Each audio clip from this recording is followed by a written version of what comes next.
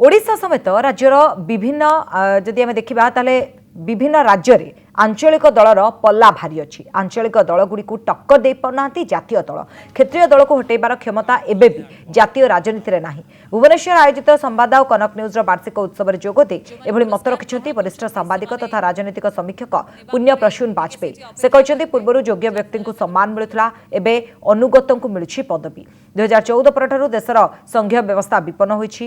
कांग्रेस शासन समय गणमाध्यम संपादक मानकु खबर प्रसारण संपर्क में एडवाइजरी जारी करा जायतला। एबे केउ खबर प्रसारण हेबो आ संपादकीय कोन लेखा हेबो ताहा सरकार बा सरकारी दल संपादक मानकु निर्देश दिया जाउछि। रुद्ररूपा ब्रह्मा ओडिशा आदर्श विद्यालय। आप कल्पना कर रहे हैं कि बीजू पटनायक ने इंदिरा गांधी को चैलेंज किया था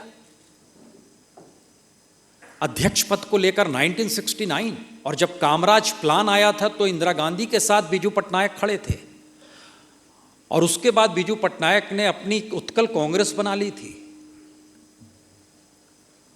उड़ीसा की राजनीति और उड़ीसा की राजनीतिक समझ इस रूप में भी समझिए कि इंदिरा गांधी की हत्या के बाद भी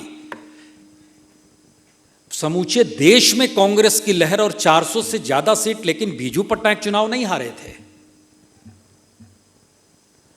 नवीन पटनायक की राजनीति 2014 में लोकसभा चुनाव में 21 में से 20 सीट जीत जाती है, और 2019 में भी 12 सीट जीते। दूसरे राज्यों की तुलना में कॉम्पिटिटिवली बहुत बेहतर। एक ममता बनर्जी बगल में खड़ी। इसके कई मतलब होते हैं। एक मतलब तो यह होता है कि रीजनल फोर्सेस को, क्षेत्रीय शक्तियों को डिगा पाने की स्थिति में नेशनल पॉलिटिक्स अभी भी नहीं आ पाई है।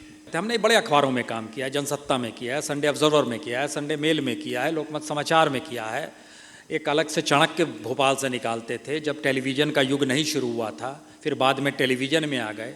टेलीविज़न के भी सारे चैनलों में काम किया, आज तक में किया, एनडीटीवी को शुरू किया 2003 में, जी में काम किया, एबीपी में काम किया, सहारा में काम किया, तमाम जगहों पे काम किया।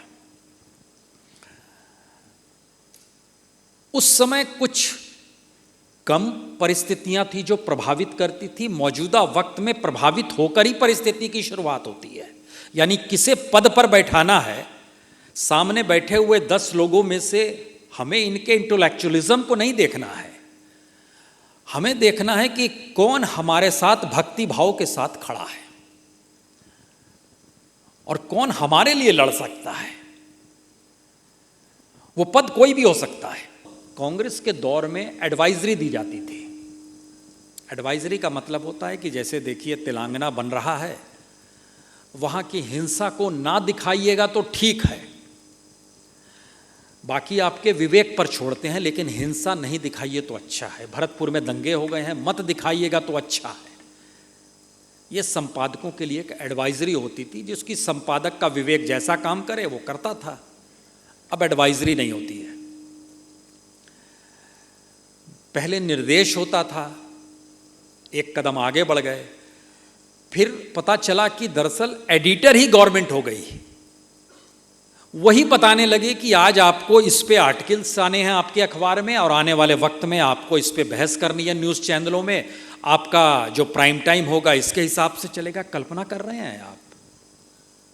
संपादक हमारे यहाँ जो बैठा है वो नहीं है, वो सत्ताधारी पार्टी तय कर रही है कि हम क्या दिखाएंगे क्या नहीं दिखाएंगे, क्योंकि अखबार का एक बिजनेस मॉडल होता है। पटनायक साहब, कोई बहुत आसान काम नहीं है अखबार चलाना और निकालना, बहुत मुश्किल काम है।